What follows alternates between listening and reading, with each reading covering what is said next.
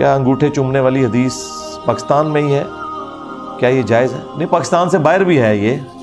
میں نے کتنے افریقن کو انگوٹھے چومتے ہوئے دیکھا ہے مسجد نبوی شریف میں، جو صوفیوں کے ماننے والے ہیں. روایتیں تو ہیں، یہ کمزور ہیں اور یہ گھڑی ہوئی روایتوں میں سے ایک روایت ہے. اصل چیز یہ ہے کہ آپ نے رسول اللہ صلی اللہ علیہ وآلہ وسلم کا جب مبارک نام آئے گا آپ نے درود شریف پڑھنا ہے صلی اللہ علیہ وآلہ وسلم. ایک مجلس میں ایک دفعہ درود شریف پڑھنا ضروری ہے، تو وہ آپ کا کام ہے، وہ آپ کریں.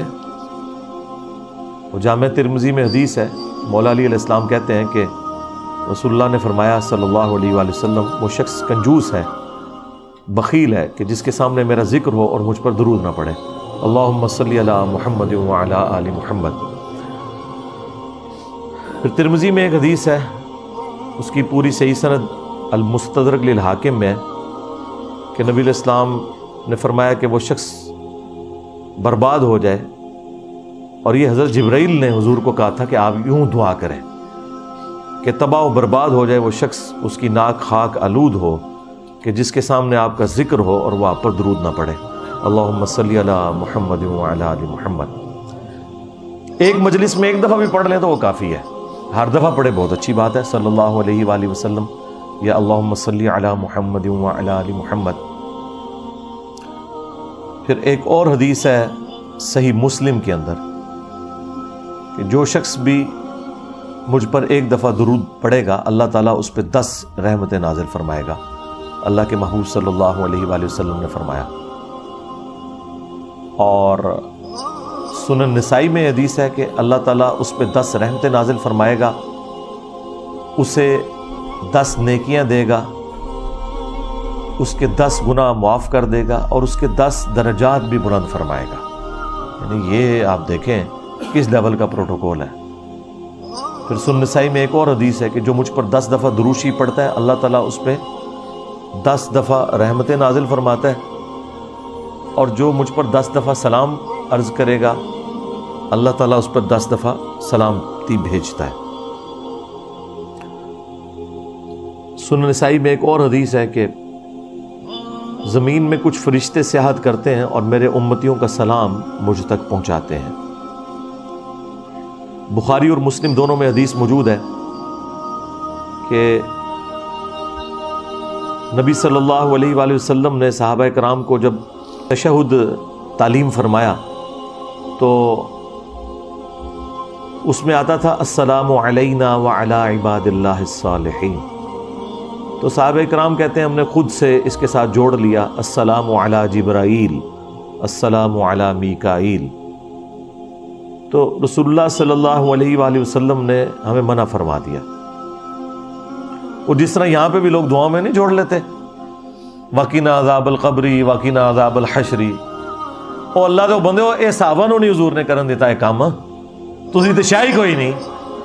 ہاں آپ فرمائے یہ کیوں ساتھ تم پڑھ رہے ہو السلام علی جبرائیل جب تم نے یہ پڑھ لیا السلام علینا وعلی عباد اللہ الصالحین، اور اس سے بھی پہلے السلام علیک ایھا النبی ورحمۃ اللہ وبرکاتہ، تو زمین و آسمان میں ہر نیک بندے تک اللہ تمہارا سلام خود پہنچا دے گا. تو لہٰذا کسی بندے کا نام لینے کی ضرورت نہیں ہے. جب ہم پڑھتے ہیں السلام علینا وعلی عباد اللہ الصالحین تو ہم اپنے لیے بھی سلامتی کی دعا کر رہے ہیں اور ہر نیک بندے کے لیے، خواہ وہ زندہ ہے مردہ ہے. تو نیک بندوں میں سب سے پہلے انبیاء، ان کے اہل البیت، ان کے صحابہ علیہم السلام ورضی اللہ عنہم اجمعین، سب تک ہمارا سلام پہنچ رہا ہے. تو نبی علیہ السلام نے اس طرح 7 چیزیں جوڑنے سے منع فرما دیا. بخاری مسلم میں ایک اور حدیث ہے، صحابہ نے کہا یا رسول اللہ آپ نے ہمیں سلام تو سکھا دیا ہے جو ہم نماز میں پڑھتے ہیں السلام علیک ایھا النبی ورحمۃ اللہ وبرکاتہ، ہمیں آپ یہ بھی سکھائیں کہ ہم آپ پر اور آپ کے اہل البیت پر درود کس طرح پڑھیں. تو پھر نبی صلی اللہ علیہ وآلہ وسلم تھوڑی دیر خاموش رہے. صحابہ کہتے ہیں کہ ہم نے گمان کیا کہ کاش یہ بندہ اس طرح کے سوال نہ پوچھتا. آپ خاموش اس لیے ہوتے تھے کہ وحی کا انتظار کرتے تھے. آپ پہ پھر وحی نازل ہوئی اور پھر آپ نے کہا وہ سوال کرنے والا کدھر ہے.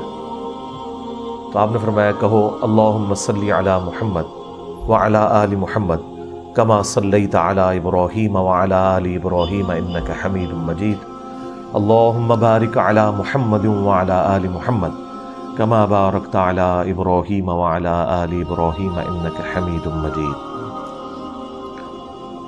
اچھا، یہی حدیث جب سنن کبریٰ البیہقی میں اور صحیح ابن حبان میں آتی ہے نا، تو اس میں ساتھ یہ بھی الفاظ ہیں۔ اس سوال کرنے والے نے کہا کہ آپ ہمیں درود سکھائیں جو ہم اپنی نمازوں میں پڑھیں، کیونکہ بعض لوگ کہتے ہیں یہ درود ابراہیمی والی جو حدیث ہے اس میں نماز کا ذکر نہیں ہے، تو نماز میں تو صرف تشہد ہی پڑھنا چاہیے، اور اس میں نبی الاسلام پہ درود و سلام آ ہی جاتا ہے، السلام علیکہ ایھا النبی۔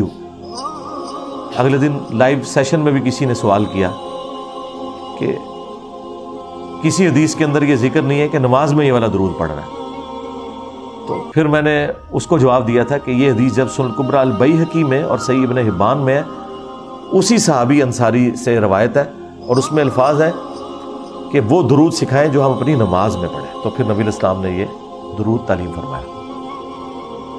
اس سے بھی بڑھ کر بخاری اور مسلم میں ایک اور حدیث ہے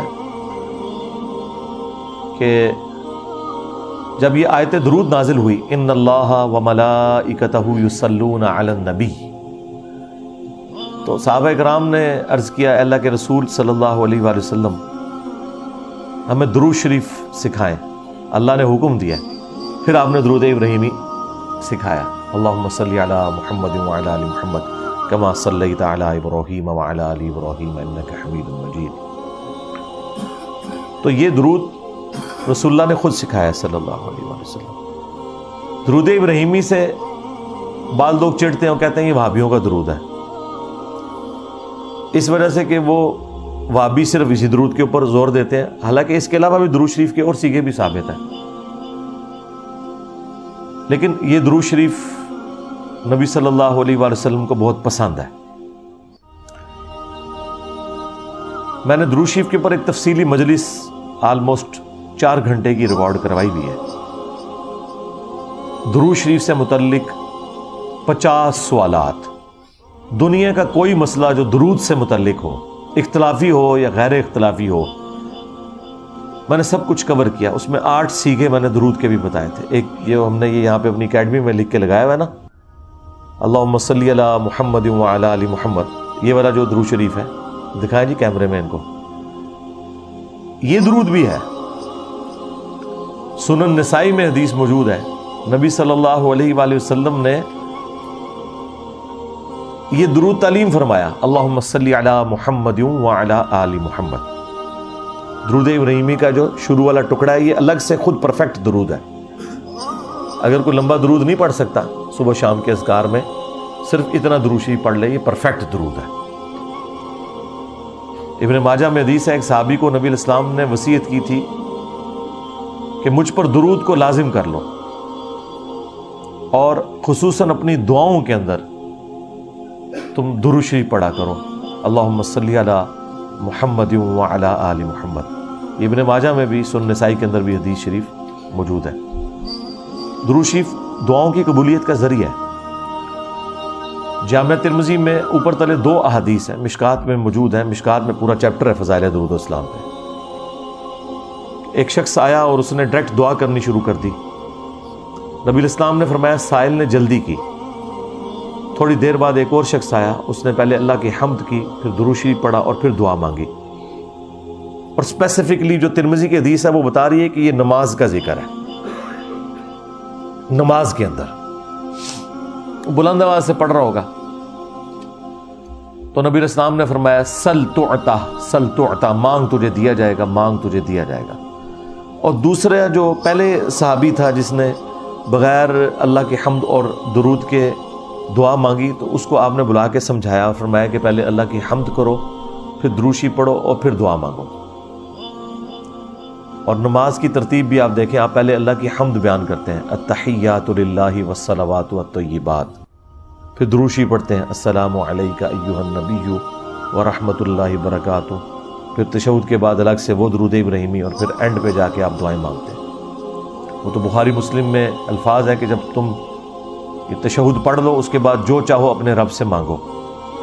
درود ابراہیمی پڑھنے کے بعد آپ نماز میں جو چاہیں اللہ سے مانگیں۔ عربی زبان کے اندر جتنی سنت دعائیں ہیں وہ آپ مانگیں، قرآن میں احادیث میں جو آئی ہیں، اور سب سے کامل دعا تو وہ ربنا آتینا فی الدنیا حسنہ وفی الآخرۃ حسنۃ وقینا عذاب النار۔ پھر بخاری مسلم میں ایک اور دعا بھی آئی ہے کہ نبی علیہ السلام 4 چیزوں کے شر سے حکم دیتے تھے کہ ہر تشہد میں پناہ مانگو۔ اللہم انی اعوذ بک من عذاب جہنم ومن عذاب القبر ومن فتنة المحیا والممات ومن شر فتنة المسیح الدجال۔ یہ دعا مانگیں، اور جتنی دعائیں آپ کو یاد ہیں وہ مانگیں، وہ دعاؤں کی قبولیت کی جگہ ہے۔ ایک اور حدیث ہے صحیح مسلم کے اندر کہ سجدے میں انسان اپنے رب کے سب سے زیادہ قریب ہوتا ہے، لہذا سجدے میں خوب دعائیں مانگو۔ تو سجدے میں بھی آپ دعائیں مانگیں، اس کا اہتمام کریں۔ تو یہ درود شریف کا ٹاپک تو بڑا لمبا ہے، اس میں آپ میری وہ مجلس دیکھ لیں، درود شریف سے متعلق 50 سوالات، اور ایک اور ویڈیو ریکارڈ ہوئی تھی نماز جمعہ کے بعد صلاۃ و سلام پڑھنا، وہ بھی کمال کی ویڈیو ہے۔ درود شریف سے متعلق کافی ساری چیزیں اس میں نے کور کی ہیں، بدعت سے متعلق کور کی ہیں۔